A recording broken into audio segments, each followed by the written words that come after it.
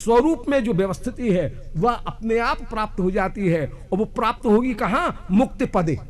वो स्वरूपेण जो व्यवस्थिति है वह आपके चरणारविंद से ही भक्तों को प्राप्त होती है। तो मैं बहुत अच्छी तरह से जानता हूं कि मुक्ति पदे का तात्पर्य श्री कृष्ण ही है, परंतु फिर भी मुक्ति शब्द हम वैष्णवों के मुख से निकलता नहीं है कि मुक्ति से कहीं आप ज्ञानियों को प्राप्त होने वाला वो कैवल्य मोक्ष प्रदान नहीं कर दे। इसलिए मैंने शब्द को बदल दिया, मुक्ति पदे की जगह भक्ति पदे सदाय भाग प्रयोग किया।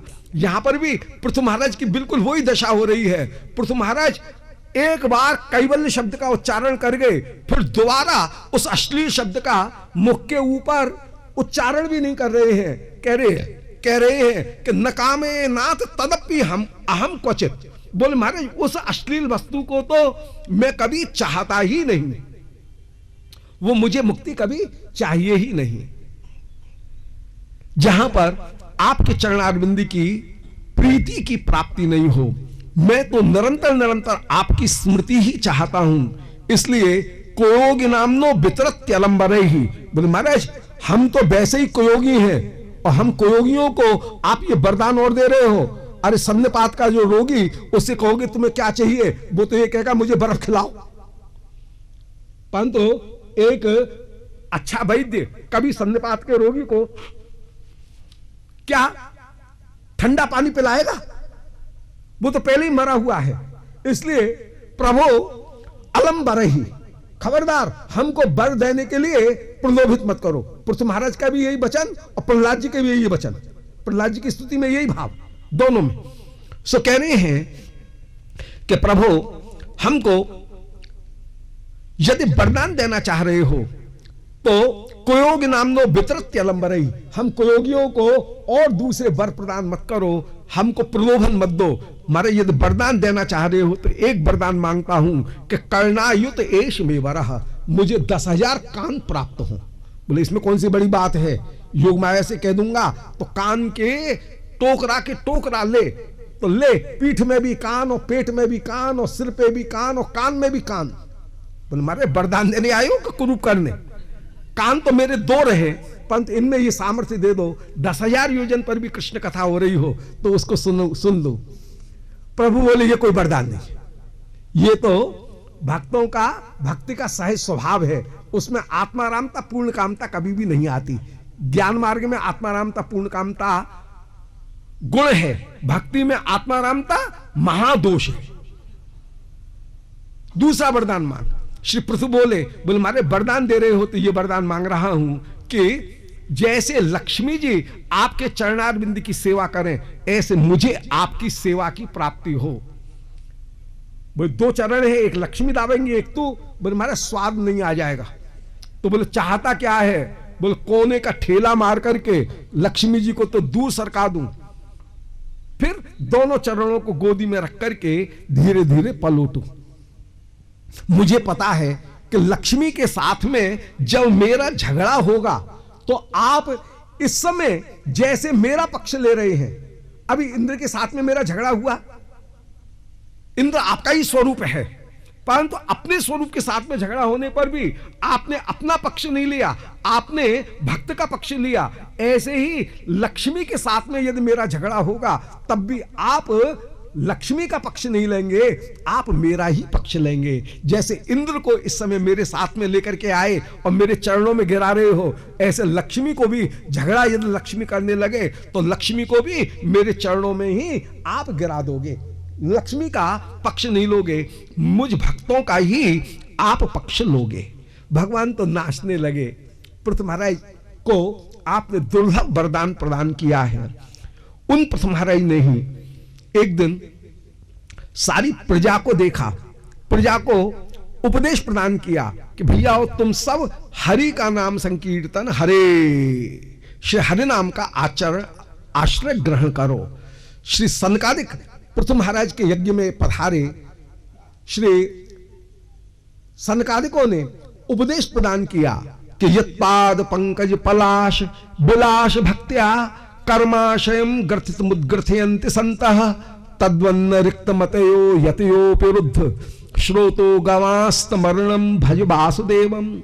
बोले जिनके चरणार बिंद के नख से निकलने वाली जो किरण, उन किरणों की रूप माधुरी का दर्शन करके उनके प्रति भक्ति करते हुए जो भक्तगण विराजमान, उस भक्ति से चित्त जैसा निर्मल होता है, तद्वन्न रिक्त मतयः, जो भक्ति को छोटा करके मानते हैं और ज्ञान विवेक इनके द्वारा, सदसद विवेक के द्वारा मोक्ष को प्राप्त करना चाहते हैं, वे वास्तव में रिक्त मतयः, रिक्त मति ही हैं। ये भद्रजनों की गाली है कि मुख्य वस्तु को छोड़ करके किसी दूसरे गौण उपाय से, जो उपाय है ही नहीं, ऐसे उपाय से यदि वस्तु को प्राप्त किया जाएगा तो यह रिक्तमतिता की ही बात है। तो तद्वन्न रिक्तमतयः, ऐसे जो रिक्तमती हैं वे संसार से मुक्त नहीं हो पाते हैं। इसलिए तम अरणम भज वासुदेवम, उन सब के आश्रय रूप श्री वासुदेव का ही आराधन करो। ऐसे श्री सनकादिकों ने जब भक्ति मार्ग की महिमा का निरूपण किया, श्री पृथु महाराज भगवत आराधन करते हुए देह त्याग करने के लिए व्याकुल हो गए। विकलता इतनी बढ़ गई कि हाय कब ये संसार छूटे और श्री प्रभु की मैं सेवा करूं। इनकी विकलता देख करके भक्तों को नित्य सिद्ध जो सिद्धि, उन सिद्धि में इच्छा मृत्यु रूपी जो सिद्धि वो सामने उपस्थित हुई और बोले महाराज यदि देह त्याग करना चाहते हो तो देह त्याग करने की एक पद्धति मैं भी बता देती हूं। और उस समय योग की प्रक्रिया के द्वारा श्री पृथु महाराज को योग की प्रक्रिया का उपदेश उस सिद्धि ने किया। पृथु महाराज ने अपने देह का त्याग किया। जैसे कोई कोमल प्रकृति वाले यजमान को कोई पुरोहित कर्मकांडी वह कठिन यज्ञ कार्य में प्रवृत्त करा देता है, यज्ञ के फल को जल्दी प्राप्त कराने के लिए। उसकी आंखों से आंसू बह रहे हैं, धुआं लग रहा है, पसीना आ रहा है, फिर भी कह रहा है नहीं नहीं बैठे रहो, अभी 2 आहुति और हैं, उनको पूरा कर लो तब जाओगे, अभी नहीं उठ सकते हो। तो जैसे एक कर्मठ पुरोहित किसी कोमल यजमान को कठिन यज्ञ कार्य में प्रवृत्त करा देता है, इसी प्रकार इच्छा मृत्यु रूपी पुरोहित ने श्री पृथु महाराज जैसे कोमल चित्रवृत्त वाले यजमान को हठयोग रूपी कठिन कार्य में प्रवृत्त करा करके जल्दी से देह त्याग करा करके श्री कृष्ण सेवा सुख रूपी परम फल को तुरंत ही प्राप्त करा दिया। पृथु महाराज भगवत गति को प्राप्त हुए। श्री अर्च महाराज ने पति के साथ में पति सेवा करते हुए भगवत गति को प्राप्त हुई। वैष्णव आचार्य की सेवा करने पर स्वयं भजन नहीं भी किया जाए तब भी भजन का संपूर्ण फल उस सेवक को भी प्राप्त हो जाता है। यदि वो स्वयं भजन नहीं कर रहा है, वो तो लगा हुआ है गुरु जी की सेवा में, परंतु उसकी सेवा, गुरु जी की जो सेवा वो भगवत भजन ही है, भगवत भजन से अलग नहीं है। ऐसे ही श्री पृथु महाराज की सेवा में लगी हुई अर्ची महारानी भी पृथु महाराज के साथ ही भगवत धाम को प्रवृत्त हुई हैं। बोलो वृंदावन बिहारी लाल की जय। श्री पृथु महाराज के वंश में ही आगे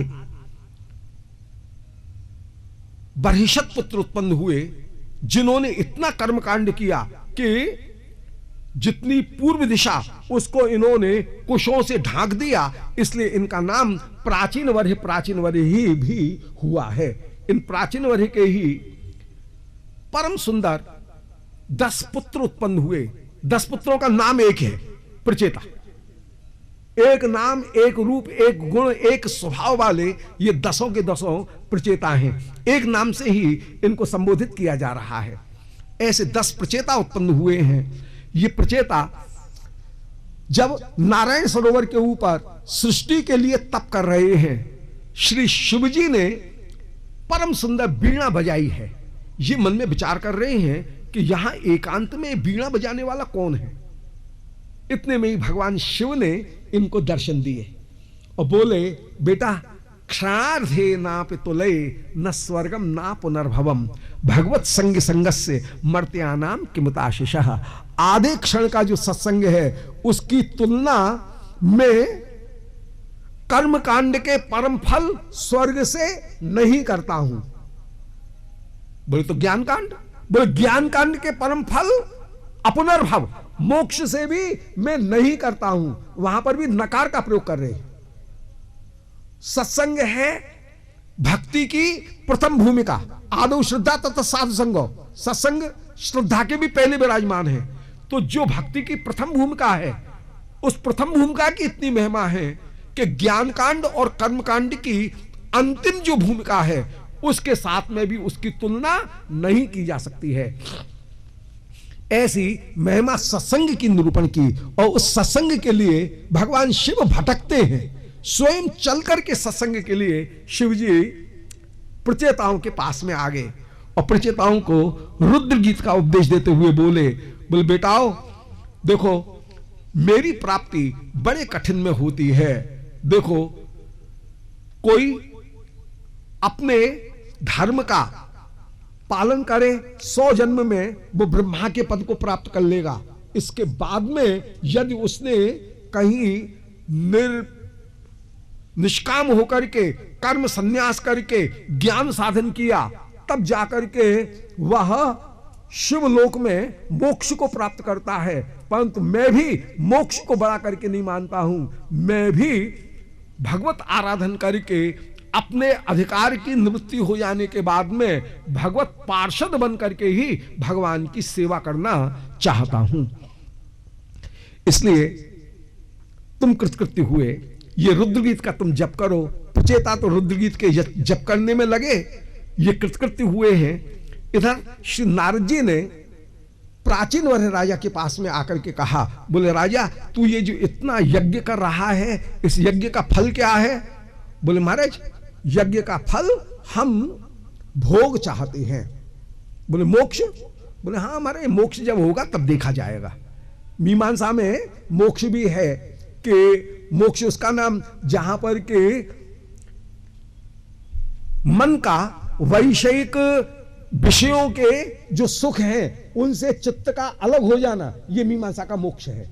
मीमांसा में मन ही अणु होकर के विराजमान, आत्मा की जगह मीमांसक मन को मानते हैं और उस मन का विषयों से अलग हो जाना यही मोक्ष है। परंतु ऐसे मोक्ष को कोई मीमांसक चाहता नहीं है। जब होगा तब होगा, पहले तो कर्म करके स्वर्ग के सुख को भोगो। सो महाराज मैं तो यज्ञ कर रहा हूं, वो मोक्ष के लिए नहीं कर रहा हूं। मैं यज्ञ कर रहा हूं कि सबसे पहले तो 4 पैसा मिल जाए, फिर कमल सरी के नेत्र वाली पत्नी मिल जाए, फिर गुलाब के फूल जैसे बालक मिल जाए, फिर उनको भोगने की आयुष्य मिल जाए, शरीर में दम मिल जाए। नारद जी मन में विचार करें कि जिसने इस भोग को ही परम पुरुषार्थ करके माना, ऐसे व्यक्ति को समझाना तो बड़ा कठिन है। इसको जब तक इस भोग की असारता नहीं दिखाई जाएगी और जब तक भोग करने वाले शरीर की विनाशीलता नहीं दिखाई जाएगी, भोग और भोग के साधन इन दोनों की असारता का जब तक दर्शन नहीं कराया जाएगा तब तक चेत की प्राप्ति नहीं होगी। सो नारद जी ने अपने प्रभाव से ही बड़े सुंदर, बड़े भयंकर वहां पर जीव जंतुओं की रचना की। राजा से कहा, बोले देख ले तेरे कर्म के ये भी फल हैं। बोले ये कौन है? बोले ये वे ही पशु पक्षी हैं जिनके गले घोट घोट करके तूने मारा। ये प्रतीक्षा देख रहे हैं कि कब प्राचीन वर्ष मरे और कब उसके शरीर को चीत चीत करके हम खाएं। बोले इनसे बचने का उपाय, बोले एक कहानी कह रहे हैं। जैसे तू राजा, ऐसे पुरंजन नाम करके एक राजा, एक दिन इनके पास में अविज्ञात सखा सदा रहे। अविज्ञात सखा दिखते नहीं है। ये पुरंजन 9 द्वार की पुरी में एक दिन गए, वहां किसी पुरंजनी का दर्शन किया। पुरंजनी के वशीभूत होकर के ये भीतर घुस गए हैं। उस पुर की 5 सिर वाला सर्प सर्वदा रक्षा करे, 11 प्रधान सैनिक उसकी रक्षा करते हुए विराजमान हो रहे हैं। पुरंजन पुरंजनी के ऊपर अत्यंत अत्यंत आसक्त हो रहा है पुरंजन के पुर के ऊपर काल के प्रभाव से 4 लोगों ने एक साथ आक्रमण कर दिया है। पहले गंधर्वों के अधिपति चंडवेग आए 360 गंधर्वियों को लेकर के, फिर कालकन्या आई है, इसने पुरंजन के पुर को तोड़ करके पुरंजन का आलिंगन कर लिया है। फिर भय आए हैं, फिर प्रज्वार आए हैं, इन चारों ने पुरंजन को बांध लिया। पुरंजन तो मृत्युशैया के ऊपर पड़ा हुआ है। वो 5 सिर वाला सेनापति सर्प वो भागना चाहता है, देह को त्याग करके, उस 9 द्वार की पुरी का त्याग करके भागना चाहता है। पुरंजन चिंता कर रहा है कि हाय, ये सेनापति मेरा पक्ष ले नहीं रहा है, ये भागना चाह रहा है, हाय मैं मर जाऊंगा, तब इस सोने के पात्र में कौन भोजन करेगा, इस शैया के ऊपर कौन सोएगा, मेरी पुरंजनी की क्या दशा होगी। हा पुरंजनी कहकर के इसने जो प्राण त्याग किए, अंत में जो मति वही गति होती है। जैसे तृण जलुका जोक 2 पैरों से अगले पत्ते को पकड़ लेती है, तब पीछे के पत्ते को छोड़ती है, इसी प्रकार चेतन सहित जो लिंग शरीर है वो किसी स्थूल शरीर को पहले ममता बुद्धि कर लेता है, और फिर वर्तमान जो शरीर है उस शरीर से ममता बुद्धि का त्याग करता है। जिस शरीर में उसने ममता बुद्धि की उस शरीर का हो जाता है जन्म, जिस शरीर में उसने ममता बुद्धि का त्याग किया उस शरीर की हो जाती है मृत्यु। पुरंजन की स्त्री देह में ममता बुद्धि हुई, ये आगे के जन्म में स्त्री होकर के ही उत्पन्न हुए हैं। इनका विवाह मल्लध्वज राजा के साथ में हुआ। पहले एक कन्या उत्पन्न हुई, 7 पुत्र उत्पन्न हुए। मल्लध्वज राजा जब भगवत आराधन करते हुए भगवत गति को प्राप्त हो रहे हैं, ये विकल हो रही हैं। जो पति के साथ में सती होना चाहें, इनके अविज्ञात सखा उस समय अविज्ञात नहीं रहे, उन अविज्ञात सखा के हृदय में इतनी कृपा है, वे सखा हैं, और सखा होने के कारण इतने कृपालु हैं कि वे तुरंत ही ब्राह्मण का वेश धारण करके विप्र रूप में सामने आ गए, आचार्य रूप में सामने प्रकट हो गए, और आचार्य रूप में प्रकट होकर के उन्होंने उपदेश प्रदान किया। बोल का तुम कौन हो। ये प्रश्न सबसे ज्यादा बुद्धिमानी का, जो तत्व को नहीं जानने वाले हैं वो कहने ये भी कोई प्रश्न है क्या, ये तो बड़ा बेवकूफी का प्रश्न है। कोई किसी से पूछे मैं कौन हूं, वो तुम पागल हो, यही कहा जाएगा। परंतु जो बुद्धिमान है वो इस प्रश्न को सुनकर के एकदम अभिभूत हो जाएंगे, बोले वाह तुम सबसे ज्यादा बुद्धिमान हो। श्री पृथु महाराज, श्री अभिज्ञात सखा ने उस समय सबसे पहले चेतना प्रदान की। बोले तुम विचार करो, का तुम कौन के हो, कस्यासी, तुम कौन हो, तुम किसके हो, और को वायम, यह संसार कौन सा है। जीव जिस समय मां के गर्भ में आता है सबसे पहले अनुभव करता है मैं हूं, फिर विचार करता है मुझसे भिन्न कुछ और भी है, फिर वो ये विचार करता है जो भिन्न दिख रहा है इसका मेरे साथ में क्या संबंध है, और मेरा और मेरे से भिन्न जो सारा संसार में देख रहा हूं मां के गर्भ से, इन सब का नियंता कौन है। यहीं से दर्शन प्रारंभ होता है। दर्शन का तात्पर्य है उस पर तत्व को समझ करके उसका दर्शन करके महान आनंद की, उसके आनंद से अपने आप को आनंदित करना, इसका नाम है दर्शन। इसे दर्शन अलग चीज है और फिलॉसफी अलग चीज है। फिलॉसफी में उस पर तत्व के विषय में केवल शब्द का भ्रम मात्र उत्पन्न किया जाता है। सोफिया शब्द जो है उसका अर्थ होता है भ्रम, फिल का तात्पर्य होता है शब्द।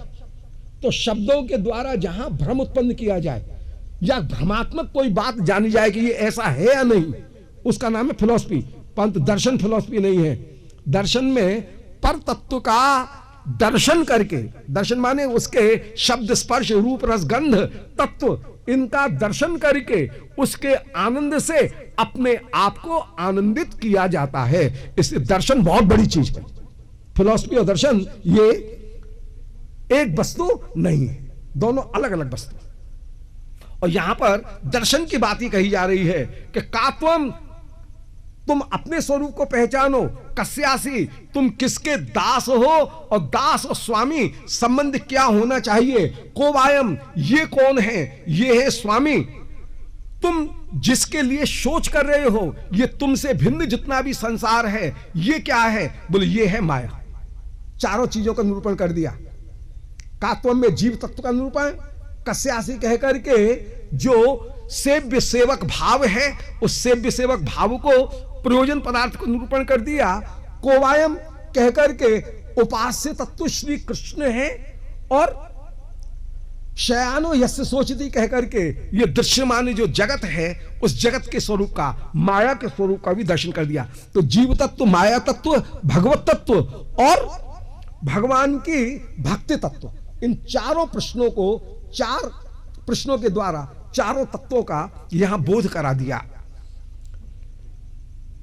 देखो, तुम भगवान के ही एकमात्र अंश होकर के विराजमान, जिनके अंश हो उनकी तुम सेवा करते हुए विराजमान हो। हम तुम दोनों मान सरोवर के हंस हैं, तुम मेरे अंश हो, इसलिए अंश होकर के तुम अंशी की सेवा करो।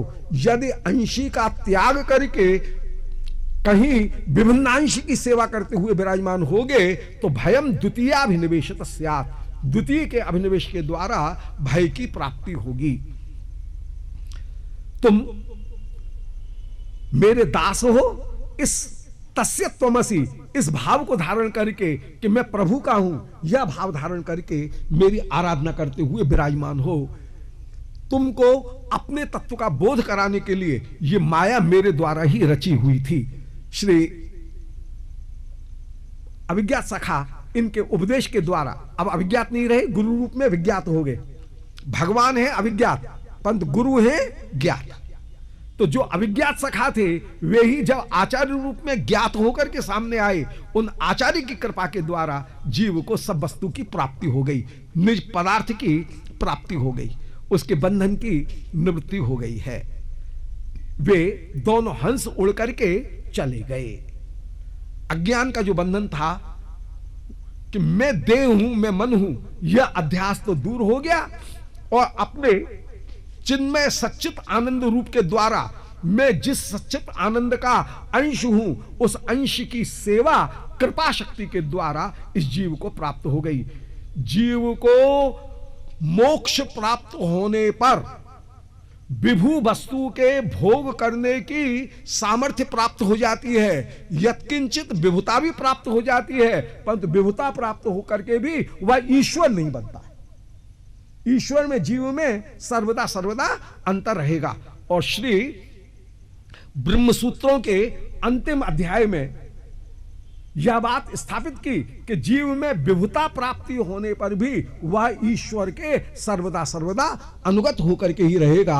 अतः सत्यप भेदापगमे नाथ तवाहम न मामिकी न स्वम सामुद्रो ही तरंग क्वचन समुद्रस्तारंग।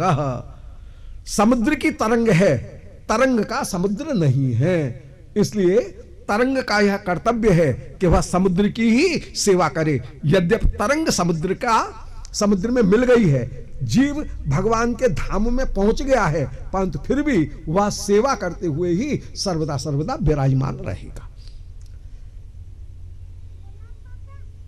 प्राचीन वाले राजा बोले महाराज मेरा कुछ पता तो लग रहा था, ये सामान्य कहानी नहीं है, इसमें कुछ न कुछ भीतर छिपा हुआ है, ज्ञानोपदेश है, परंतु बात समझ नहीं आई, पूरी और खोल करके समझा दो।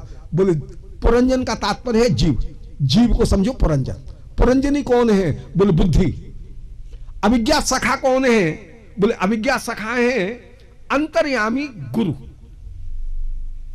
गुरु 5 प्रकार के, सबसे गुरु है पहले अंतर्यामी, फिर दूसरे गुरु हैं श्रवण गुरु, तीसरे गुरु हैं शिक्षा गुरु, चौथे गुरु हैं दीक्षा गुरु, और 5वें गुरु हैं सदगुरु।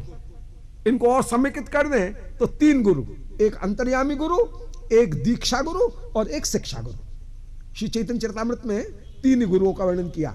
अब शिक्षा गुरु की ही यदि विस्तार वर्णन किया जाए तो शिक्षा गुरु श्रवण गुरु के रूप में, शिक्षा गुरु के रूप में और सदगुरु के रूप में, ये 3 रूपों में शिक्षा गुरु की ही विस्तार है। इनमें श्रवण गुरु जो हैं वो कृष्ण तत्व को श्रवण कराएंगे। अंतर्यामी गुरु की बात हम मानते नहीं हैं, भीतर जो बैठा हुआ है गुरु उसकी बात को मानते नहीं हैं। इसलिए आचार्य चैत्य वपुषा स्वगतिम व्यनक्ति, आचार्य रूप में और चैत्य रूप, जो चैत्य रूप है उसमें आप अपने स्वरूप को दिखाने वाले हैं। इनमें जो आचार्य रूप है वो शिक्षा गुरु और दीक्षा गुरु होकर के विराजमान है। यद्यपि अमार गुरु चैतन्य दास तथापि अमार मोते तहार प्रकाश। श्री कविराज गोस्वामी कह रहे हैं शिक्षा गुरु की महिमा का वर्णन करते हुए कि श्री चैतन्य श्री नित्यानंद प्रभु यद्यपि मेरे गुरु हैं, भगवान के प्रकाश हैं, मैं उनको भगवान का प्रकाश ही करके मानता हूं। गुरु अपने आप को श्री चैतन्य का सेवक करके मानेंगे, परंतु भक्त गुरु को भगवत स्वरूप करके ही मानेंगे। शिक्षा गुरु की ऐसी महिमा, शिक्षा गुरु के माध्यम से ही परम परम फल की प्राप्ति होगी। तो जीव को कैसे बंधन की प्राप्ति हुई? उसने अंतर्यामी के आदेश से मुंह फेर करके जब 9 द्वार की पुरी में प्रवेश किया, पुरंजनी में आसक्ति दिखाई, उसे बंधन की प्राप्ति हुई। 5 सिर वाला सर्प है, 5 प्राण, 11 इंद्रियां, यही है कहीं 1 मन और 5 कर्मेंद्री, 5 ज्ञानेंद्री, यही है पुरंजनी की सेवा करने वाले दास दासी। पुरंजन के पुर के ऊपर चंडवेग चले आए। चंडवेग कौन है? काल, काल कन्या। बोले काल कन्या है बुढ़ापा, प्रज्वार माने आधि और व्याधि, और भय माने मृत्यु। इनने 9 द्वार की पुरी को जब नष्ट कर दिया, तब जाकर के ये जीव कहीं कृष्ण कृपा से किसी वैष्णव का संग प्राप्त करता है, अर्थात शिक्षा गुरु का संग प्राप्त करता है। जब शिक्षा गुरु का वियोग प्राप्त हुआ, वही पति की समाप्त हो जाने पर वो विदर्भ राजकन्या विलाप करने लगी। उस समय श्री प्रभु ही दीक्षा गुरु के रूप में, सदगुरु के रूप में प्रकट हुए, और सदगुरु के रूप में प्रकट होकर के जहां तत्व का उपदेश दिया। यदि योग्यता की प्राप्ति है तो उपदेश मात्र के द्वारा वस्तु का प्रकाशन हो जाएगा। वस्तु तो नित्य विराजमान है। गुरुजी कोई वस्तु को प्रकट नहीं करेंगे। गुरुजी क्या करेंगे? हमारी आंखों के ऊपर आए हुए अज्ञान को दूर करेंगे। इसलिए अज्ञान तिमिरांधस्य ज्ञानांजन शलाक्या। वस्तु तो विराजमान है पहले से, कमरे के अंदर घड़ा पहले से रखा हुआ है, परंतु अंधेरे में दिख नहीं रहा है। यदि मोमबत्ती जला दी जाए, बल्ब जला दिया जाए तो अंधकार नष्ट होगा, वस्तु प्रकट नहीं होगी। वस्तु तो पहले से विद्यमान थी, वस्तु कोई बनाई नहीं गई है। ऐसे ही श्रीमद गुरुदेव कृष्ण को प्रकट नहीं करेंगे। कृष्ण तो सर्वदा विराजमान है ही। कृष्ण गुरुदेव अज्ञान को दूर करेंगे। योग्यता प्राप्त होने पर अज्ञान दूर होने होते ही वस्तु स्वयं प्रकाश है, वह अपने आप प्रकाशित हो जाएगी, और अपने आप प्रकाशित होकर के जीव को परम कल्याण की प्राप्ति हो जाएगी। इसलिए उपदेश मात्र से सब कुछ हो जाता है, यह मुख्य बात है। गुरुजी ने जो ज्ञानोपदेश प्रदान किया, वो ज्ञानोपदेश यूं ही नहीं है। उस ज्ञानोपदेश में, उस मंत्र में इतनी सामर्थ्य है कि वह सामने प्रकट हो जाएगा। परंतु यदि किसी की आंख के ऊपर अंधेरा छाया हुआ है तो वस्तु प्रकट नहीं हो रही। जो जो अंधेरा दूर होगा त्यों त्यों वस्तु सामने प्रकट होती हुई चली जाएगी। वस्तु तो यों की त्यों पहले से ही विराजमान है। मंत्र नहीं दिया, श्री कृष्ण ही दे दिए गए, परंतु कृष्ण का रूप अभी भी नहीं दिख रहा है, क्योंकि आंखों के ऊपर अभी अंधेरा छाया हुआ है। तो यथा यथा परमृज्यते सौ मत पुण्य गाथा श्रवणाविधान तथा तथा पश्यत वस्तु सूक्ष्म। जैसे जैसे देखेगा वैसे वैसे वस्तु की प्राप्ति हो जाएगी। श्री प्राचीन वर्ष के सारे अज्ञान की निवृत्ति हो गई। जान गए कि बंधन की प्राप्ति माया के कारण हुई, माया की निवृत्ति होगी भगवत भक्ति के द्वारा, और भक्ति के द्वारा निवृत्ति होकर के प्रेम सेवा सुख की प्राप्ति होगी। श्री प्रचेता जिस समय निकसे, भगवान ने इनको दर्शन दिया, भगवान ने इनको कन्या प्रदान की। प्रचेता लौट करके अपने भवन में आए हैं, राज्य संभाल रहे हैं। श्री नारद जी ने प्रचेताओं को उपदेश दिया के दया सर्वभूतेषु संतुष्टिया येन केनवा सर्वेन्द्रियोपशांत्या च तुष्यत्याश जनार्दन। जीव मात्र के प्रति दया रखते हुए श्री गोविंद का भजन करो। जैसे गोविंद भजन से परम फल की प्राप्ति होती है, ऐसे और किसी प्रकार से नहीं होती है। श्री प्रचेता कृतकृत्य हुए, भगवत आराधन करके भगवत गति को प्राप्त हुए। श्री विदुर जी भी कृतकृत्य होकर के विराजमान हुए और श्री विदुर मैत्रेय संवाद यहां पर समाप्त होता है। श्री विदुर जी ने अपने भैया धृतराष्ट्र को ज्ञान उपदेश प्रदान किया। इस प्रकार श्री प्रचेताओं के चरित्र, ये ज्ञान पंचाध्यायी गुरु तत्व का निरूपण करके आज के कथा प्रसंग को यहाँ विश्राम प्रदान कर रहे हैं। बोलो वृंदावन बिहारी लाल की, हरि गोविंद जय जय, राधा रमण हरि गोविंद जय। बोलो वृंदावन बिहारी लाल की जय। जय जय राधे कृष्णा राधे गोविंद, जय जय राधे कृष्णा जय जय राधे कृष्णा राधे गोविंद, जय जय राधे कृष्णा केशव जी कल्याण गिरधरन छबीले लाल, केशव जी कल्याण